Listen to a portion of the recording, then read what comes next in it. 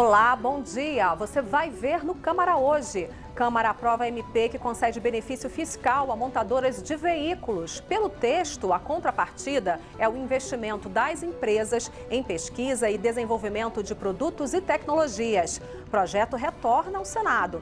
Mariana Pichit, que tem as notícias do Salão Verde. Nós vamos fazer um balanço com líderes partidários das votações dessa semana e falar das previsões para a semana que vem. Senado aprova aumento de 16% para ministros do Supremo Tribunal Federal e para a Procuradora da República. Texto agora vai para a sanção do presidente da República.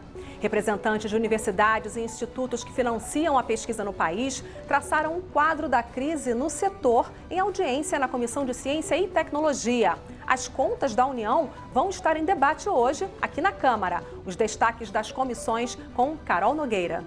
O ministro do Planejamento, Pedro Conago Júnior, vem à Comissão Mista de Orçamento defender a proposta de orçamento enviada pelo governo federal. Policiais defendem a proposta que reduz o chamado foro privilegiado no caso dos crimes comuns para apenas 5 cargos. Obras de arte, documentos e arquivos históricos, a preservação da memória do país por meio dos acervos dos museus vai ser tema de um seminário aqui na Câmara. Hoje é quinta-feira, dia 8 de novembro. Agora são 8 horas e 58 minutos. O Câmara Hoje já está no ar.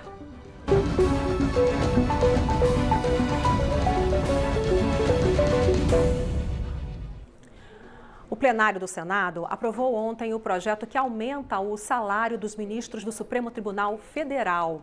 A proposta eleva os subsídios mensais dos ministros em 16,38%, dos atuais R$ 33.700 para R$ 39.200. Foram 41 votos a favor e 16 contrários, além de uma abstenção. Os senadores também aprovaram o aumento do salário da Procuradora-Geral da República, com ganhos mensais fixados no mesmo patamar definido para os ministros do Supremo. A proposta de reajuste foi encaminhada ao Congresso em 2015 pelo então presidente do Supremo, Ricardo Lewandowski. Um ano depois, a Câmara aprovou o reajuste e o texto estava parado desde 2016 no Senado e foi incluído na pauta da Casa nesta terça-feira. Os salários dos ministros representam o teto do funcionalismo público. Com o reajuste, aumenta também o número de servidores que poderão receber um valor maior no contra-cheque. As matérias agora seguem para a sanção da Presidência da República. Aqui no plenário da Câmara, os deputados aprovaram nesta quarta-feira a medida provisória que cria o Rota 2030, um novo regime tributário para as montadoras de veículos no Brasil. A repórter Dini Moraes acompanhou a sessão do plenário e tem as informações. A criação de um programa de desconto em impostos para o setor automotivo foi aprovada nesta quarta-feira pelo plenário da Câmara. A ideia é incentivar o investimento em pesquisa e desenvolvimento de produtos e tecnologias mais inclusivas, eficientes e menos poluentes, como os veículos elétricos. A estimativa é que a medida permita cerca de 2 bilhões de reais de descontos tributários por ano para o setor, em troca de 5 bilhões de reais em investimentos. É extremamente importante, não só para o setor automotivo, senhor presidente, mas ela é importante para o desenvolvimento nacional. Nós estamos tratando dessa medida provisória há 50 dias, interagindo, conversando com todo o setor automotivo, com as montadoras, com o setor de autopeças. Os benefícios fiscais ao setor automotivo eram unanimidade entre os deputados, mas houve muita discordância sobre pontos específicos. Entre eles, o que garantia a prorrogação dos benefícios que já são oferecidos para o setor nas regiões Nordeste e Centro-Oeste. Os deputados permitiram que os incentivos do Nordeste se estendam até 2025, mas eles serão diminuídos ao longo dos anos. Já o Centro-Oeste, que queria os mesmos benefícios que o Nordeste, sofreu uma derrota. Houve um acordo aqui com a bancada do Nordeste de reduzir os incentivos, aumentar 5 anos. Ok, continua o incentivo. Agora, o que o Centro-Oeste está fazendo não é justo com o Brasil. Eles estão aumentando em 360% os incentivos. Isso não é incentivo, isso é privilégio. Não podemos esquecer o Sul e o Sudeste, nada contra o Nordeste e o Centro-Oeste. Isso vai criar uma competitividade desigual. Quer dizer, obviamente, que o Sul e o Sudeste vão ficar prejudicados com essa ideia de Vossa Excelência. Então, portanto, eu entendo que o Sul e o Sudeste, os deputados, obviamente que não vão querer aprovar. Ou se dá para todos, ou não se dá para ninguém.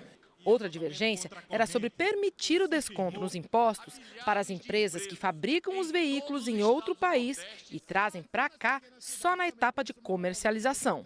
Toda a lógica da Rota 2030 obedece esse princípio: estímulo ao início de um processo de importação para gradualmente ampliar a montagem com produção interna de componentes na indústria automobilística no Brasil. O que nós vamos votar aqui é a possibilidade de financiar pesquisas para empresas que vendem, comercializam automóveis no Brasil, importando esses automóveis, que não produz um veículo no Brasil. É um escândalo. A maioria era contra, e isso foi retirado da medida provisória. Ou seja, quem não fabricar o veículo aqui no Brasil não terá direito aos benefícios fiscais do setor. Outras disputas envolveram temas que inicialmente não estavam na medida provisória sobre o setor automotivo, mas que foram incluídos pelo Congresso Nacional. Um deles tratava da renegociação de dívidas de empresas, dívidas maiores que 15 milhões de reais. E isso acabou sendo retirado do texto. Outro ponto era a inclusão de áreas econômicas, como empresas moveleiras, na lista das que têm direito a pagar menos contribuição previdenciária dos funcionários. E isso acabou ficando. A medida provisória vai agora para análise do Senado, onde precisa ser aprovada até sexta-feira da semana que vem, para não perder a força de lei. Vamos então para mais detalhes da pauta do plenário para hoje e um resumo da semana de votações com a Mariana Prichitsky. Bom dia, Mariana. Bom dia, Vera. Bom dia a todos. Fazer um balanço dessa votação que foi bem explicada aí pela Dini, da medida provisória 843 do setor automotivo. Estamos com dois vice-líderes partidários, o deputado Exalci Lucas, do PSDB aqui do Distrito Federal, e o deputado Jorge Sola, que é vice-líder do PT, ele que é da Bahia. Deputado Exalci, vamos começar. Que balanço que o senhor faz dessa votação? Essa medida provisória acabou saindo bem do plenário aqui da Câmara? Bom dia. Acho que sim. Provavelmente no Senado ainda deve ter alguma mudança, mas acho que tem que incentivar realmente a questão da pesquisa, da inovação, da transferência de tecnologia. Acho que foi um avanço. Agora, o setor merece ainda esse tratamento especial, o setor automotivo? Tem que avaliar tudo. Essa guerra fiscal prejudica demais, né? A gente precisa evitar isso, mas a gente está com um número de desemprego muito grande, desempregados muito grande no Brasil, e não dá para cortar de uma vez, né? A gente tem que fazer isso gradativamente. Deputado Jorge Sola, qual a sua avaliação sobre essa medida provisória? Bom dia. Olha, acho que foi positivo, especialmente nós fizemos ontem algo raro aqui. Uma das raríssimas derrotas que o governo Temer teve na Câmara foi ontem, quando nós conseguimos derrubar um incentivo para as empresas que fabricam automóveis fora do Brasil e só fazem trazer para vender aqui.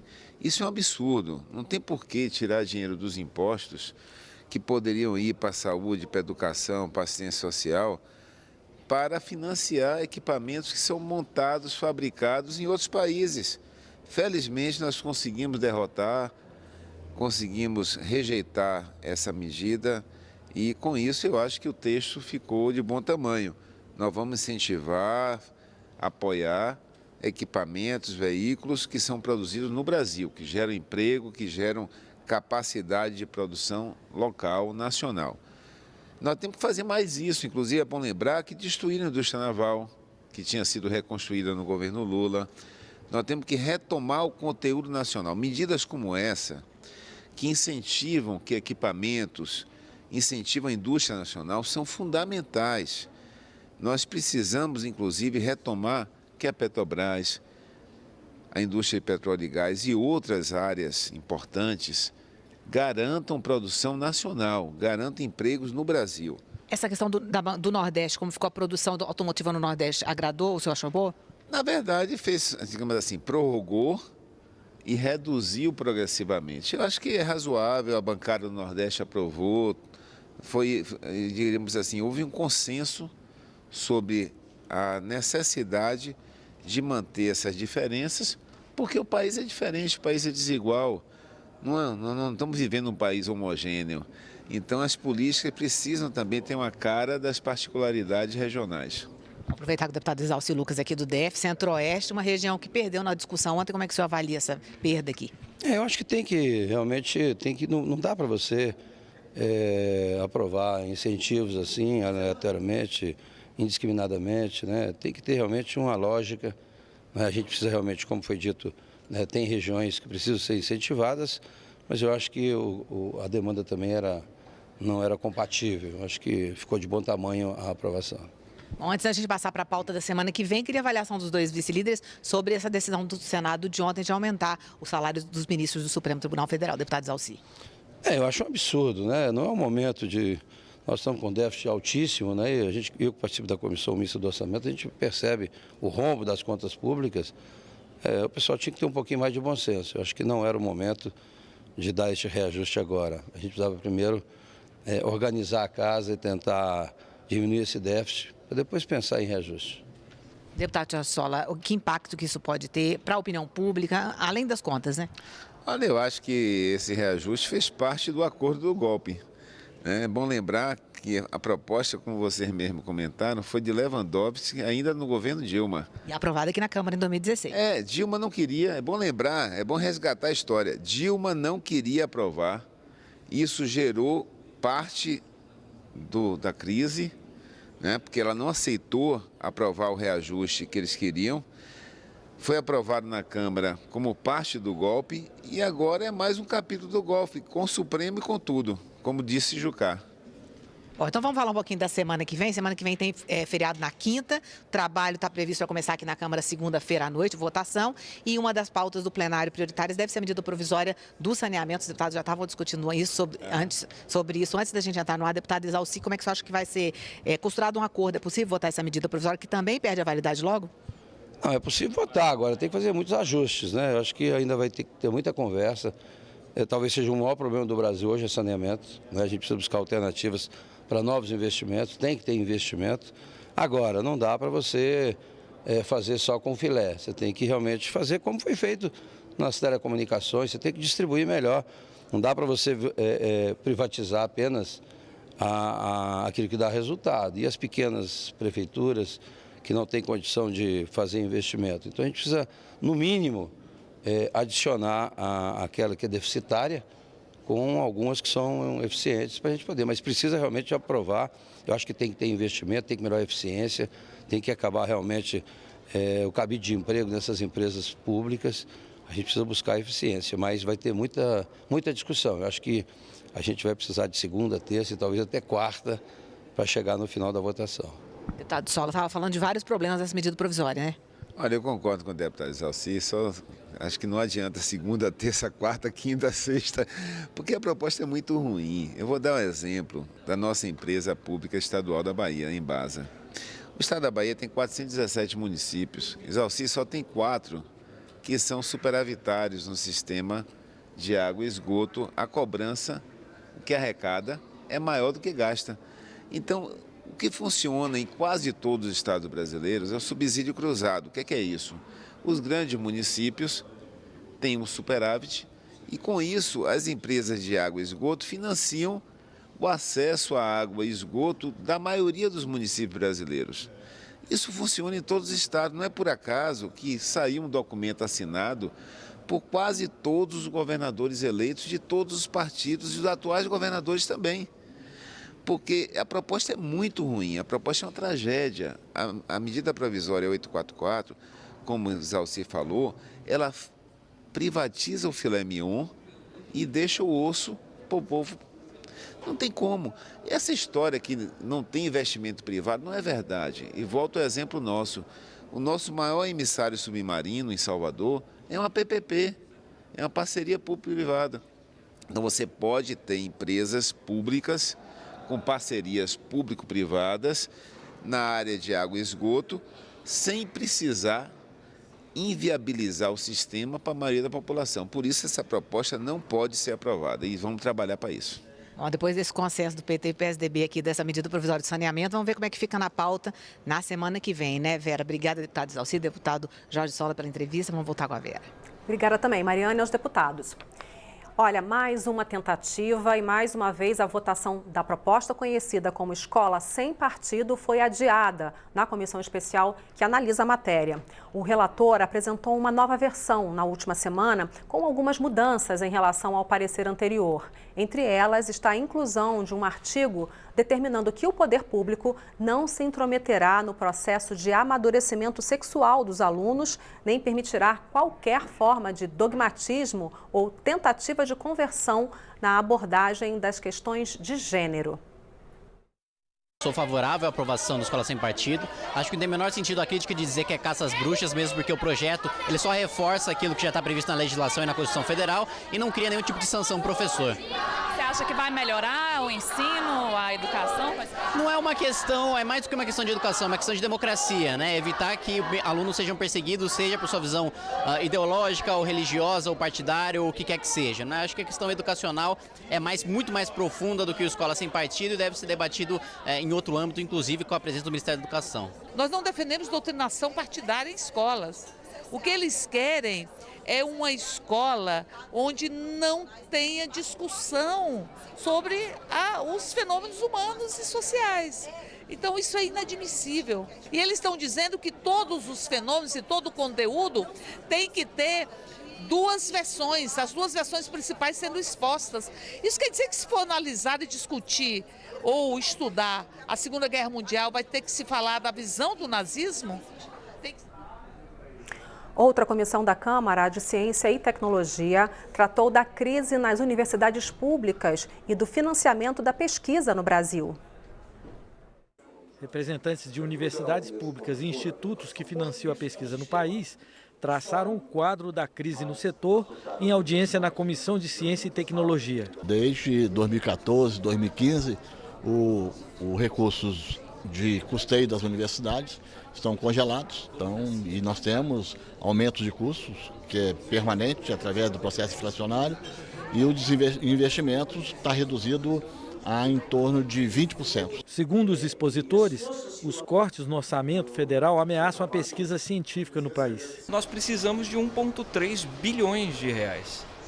O Congresso Nacional aprovou 800 milhões e chegamos agora a 1 bilhão, falta 300. Então, se a gente fizer uma conta bastante fácil de se fazer, a gente não chega até setembro com as obrigações da principal agência federal de fomento à pesquisa no país. Para alguns deputados, a redução dos investimentos em ciência e tecnologia é um tiro no pé. Um corte desproporcional ao setor, pelo que ele pode significar para a representação econômica do país.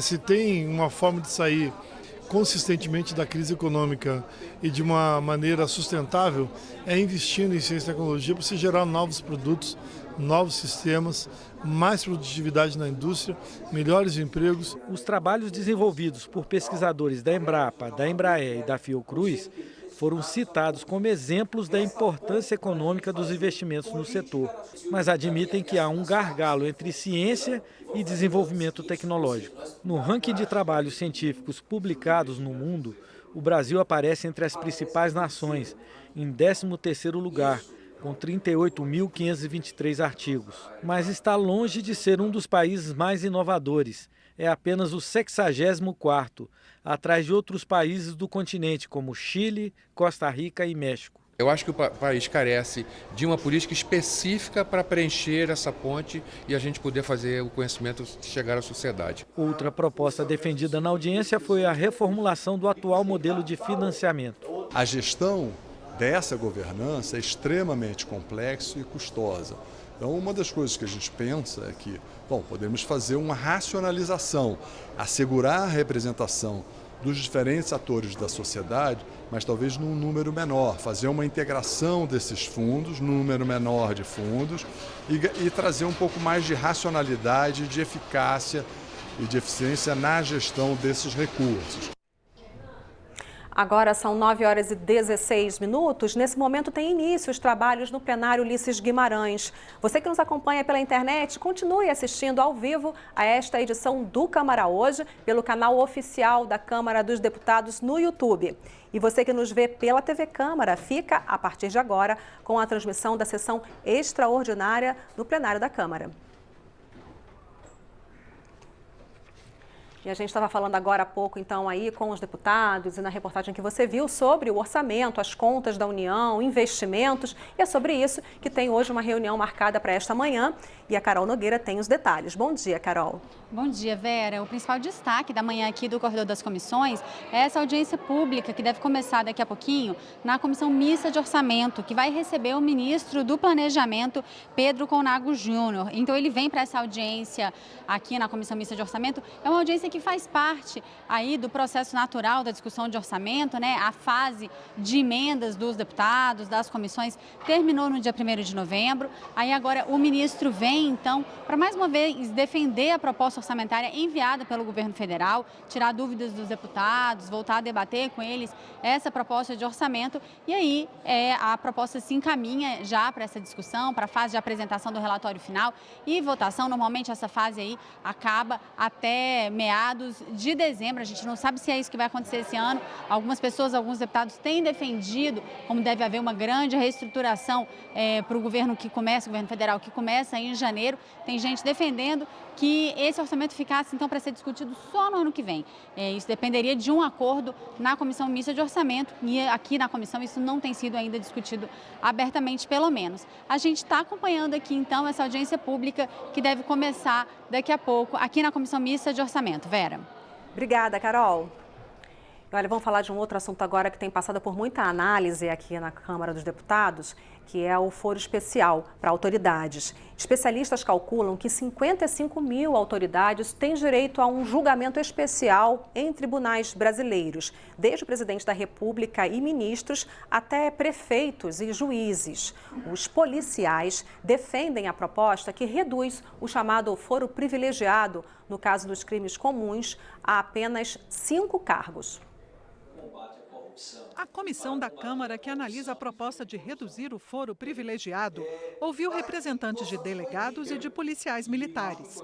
Eles são favoráveis à mudança. As cortes superiores, não só o Supremo, elas não têm uma estrutura que seja eficaz para atuar em investigações. Então eu entendo que, inclusive, a própria Polícia Federal, quando ela tem que fazer as investigações, por exemplo, no caso do Supremo, aqui em Brasília, muitos dos fatos ocorrem aonde? Nos estados, onde esse agente público ele é lotado. Então, até essa investigação é mais morosa, porque daqui eu tenho que mandar cartas precatórias para que sejam investigados naqueles locais. De acordo com a proposta que já foi aprovada pelo Senado, apenas 5 autoridades manteriam o foro no Supremo Tribunal Federal. O presidente da República e o vice, os presidentes do Senado, da Câmara dos Deputados e do próprio STF. O Brasil é o único país que tem essa expansão com essa quantidade de autoridades que tem um foro diferenciado para ser julgado, diferentemente do cidadão comum. Parlamentares defendem que o fim do foro seja complementado pela aprovação de outra proposta que pune abusos de autoridades.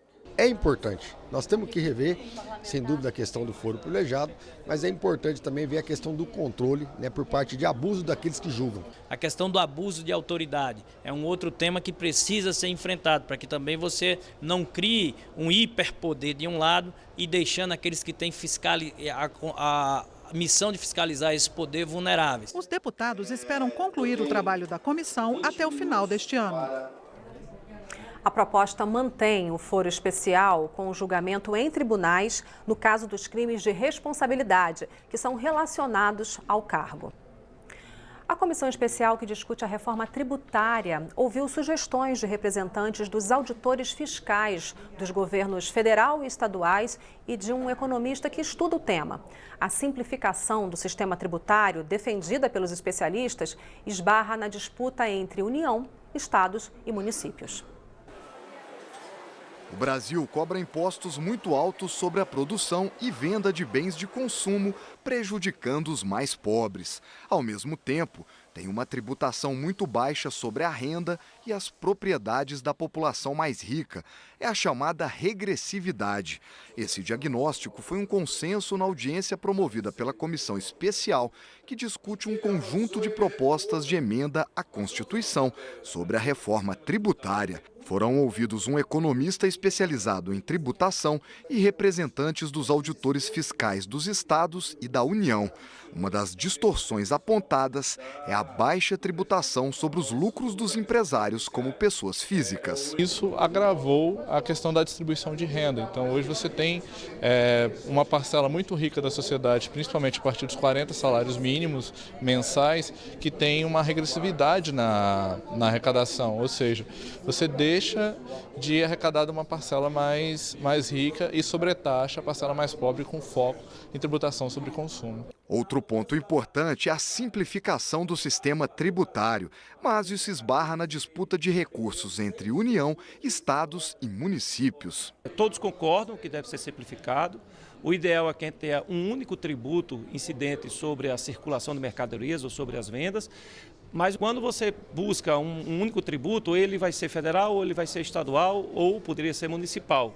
Então, quem ganha, quem recebe a competência aceita, mas quem perde a competência não aceita. Então esse é o grande entrave. O relator da comissão especial acredita que é possível aprovar a reforma tributária ainda este ano, em 2 turnos de votação na Câmara e no Senado, mesmo com a intervenção federal no Rio, que impede de fazer mudanças na Constituição. Estamos com uma convergência muito grande, empresários, trabalhadores, profissionais liberais, estados, municípios, e acredito que a proposta está muito próxima de um acordo geral, suprapartidário, que possa atender às necessidades de uma nova estrutura tributária para o Brasil crescer e prosperar a taxas de 7% ou 8% ao ano. O presidente Michel Temer já autorizou que, chegando ao consenso do dia da votação da PEC, ele abre o espaço da intervenção e votamos a PEC da reforma tributária. A Comissão de Constituição e Justiça aprovou uma proposta que obriga o Estado a manter um programa de acompanhamento integral de dislexia, de transtorno do déficit de atenção com hiperatividade ou qualquer outro transtorno de aprendizagem para estudantes do ensino básico. A escola também poderá recorrer à assistência social e outras políticas públicas existentes. Como teve origem no Senado e foi alterado, o projeto retorna para a análise dos senadores, a não ser que haja recurso para votação pelo plenário da Câmara. E a Câmara debate a autorização para usinas de cana venderem o álcool diretamente para o consumidor. A proposta divide opiniões e nós acompanhamos um debate na Comissão de Defesa do Consumidor para mostrar os 2 lados dessa ideia. Você compra seu combustível no posto. Óbvio, essa é a ponta final da cadeia. Antes disso, você vai ter um distribuidor. Antes dele, uma usina. Antes dela, a plantação de cana-de-açúcar. A ideia é cortar o caminho nessa linha, retirando o distribuidor. Vai beneficiar principalmente o consumidor e as usinas produtoras de etanol, que vão ter o direito de vender aquele posto ao lado, em vez desse etanol passear da distribuidora até os centros de distribuição delas, que geralmente são os portos, vão passear 200, 300 quilômetros, encarecendo esse etanol. E a usina optará por vender naquele posto ao lado. Obviamente, isso aí vai ter uma diminuição no preço para o consumidor, por causa do frete e da margem que a distribuidora tem. Não é verdade que o consumidor final ficará com todo, vamos dizer assim, uma redução de custo quando se tira o distribuidor. E por que isso? Porque esses custos vão ter que ser cumpridos por alguém. Nós fizemos um cálculo com base nos dados da ANP e você teria aí uma redução de 8 centavos. Por trás desse debate existe um conflito entre 2 mercados diferentes. No Nordeste, o plantador de cana e o usineiro são 2 empresários diferentes. No Sudeste, geralmente não. Lá a plantação e a usina são de uma mesma empresa.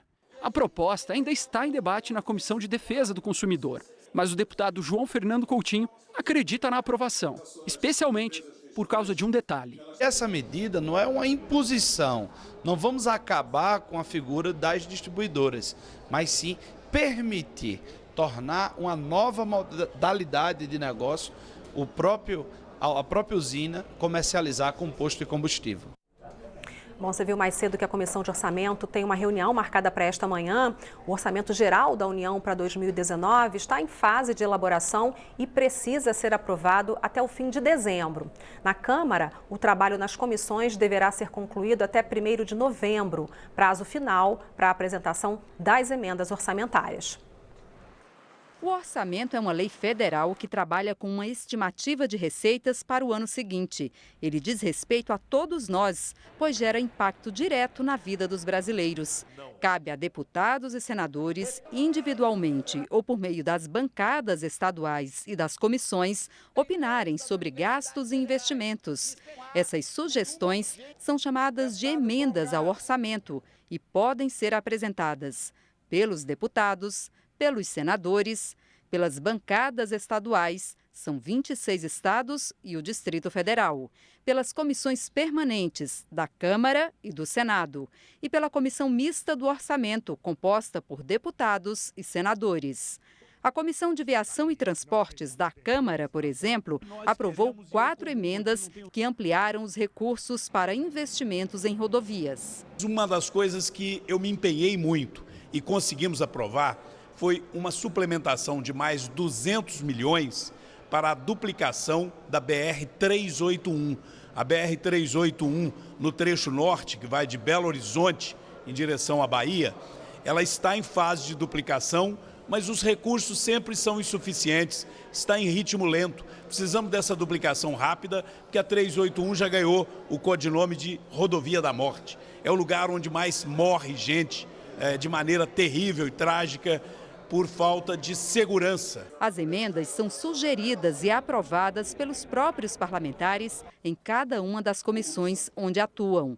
Na Câmara, são 25 comissões permanentes. O plenário dessa comissão, aprova as suas emendas. Aprovadas essas emendas na comissão temática, é encaminhada para a Comissão Mista de Orçamento via sistema eletrônico. A comissão vai dividir para cada tema para os relatores setoriais, de cada área, que nós temos 17 relatores setoriais. Ele vai analisar essas emendas, ver a disponibilidade de recursos ou cortes dentro do próprio setor e alocar recursos para essas emendas de comissão. O orçamento deve ser aprovado até 21 de dezembro pelo Congresso Nacional, em sessão conjunta, reunindo deputados e senadores. Concluída sua votação, a lei orçamentária segue para a sanção do presidente da República. Candidato e partido que não prestarem conta dos gastos de campanha vão ser multados. O mesmo vale quando as contas não forem aprovadas. É o que propõe um projeto de lei em análise aqui na Câmara.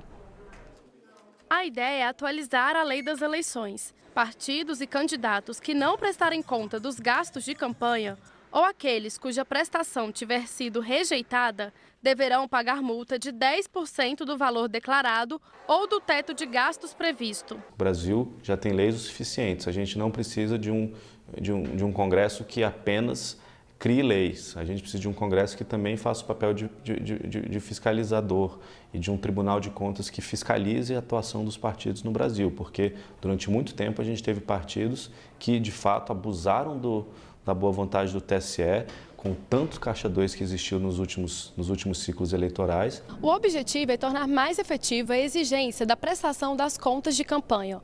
Hoje, os partidos que descumprirem as normas de arrecadação e aplicação dos recursos são punidos com a perda do direito de receber cotas do fundo partidário do ano seguinte. A lei atual afirma também que, no caso do candidato, ele pode ser condenado por abuso do poder econômico e não ter emitido a certidão de quitação eleitoral. O Brasil já tem uma boa legislação obrigando a prestação de contas.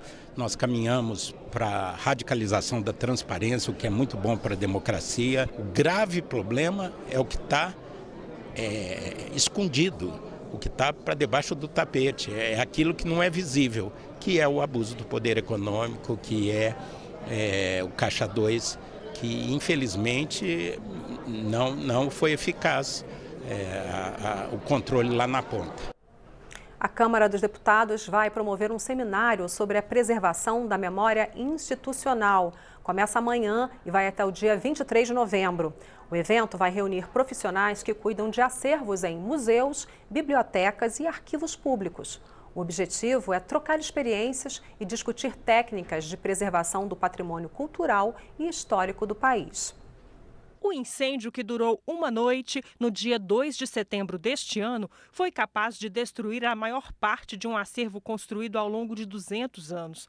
A tragédia do Museu Nacional no Rio de Janeiro alertou o país para a importância do investimento em preservação cultural e patrimonial. A política de redução de riscos em acervos culturais é um dos temas na pauta do seminário que o Centro de Documentação da Câmara dos Deputados vai realizar.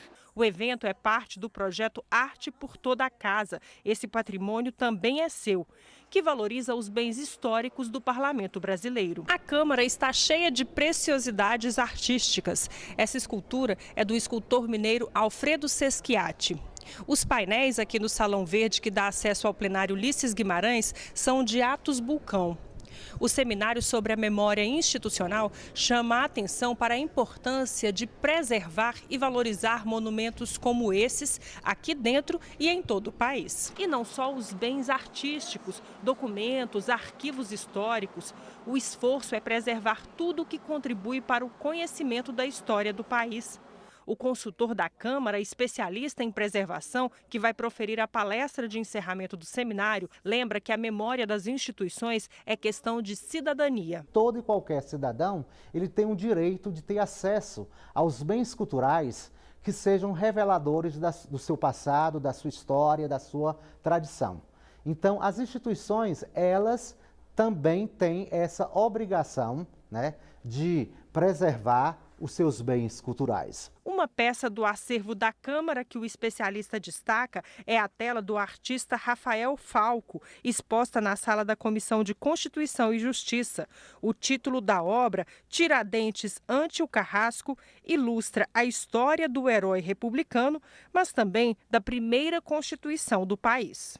Tiradentes foi preso no prédio da Cadeia Velha, que depois serviu como local para a instalação de nossa primeira Assembleia Constituinte Nacional, no ano de 1823.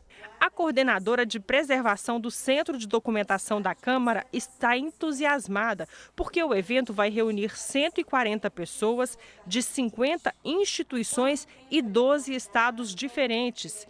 Eles também vão ter oficinas para compartilhar experiências entre profissionais da área, além de debater a preservação digital de documentos. Hoje tudo é digital.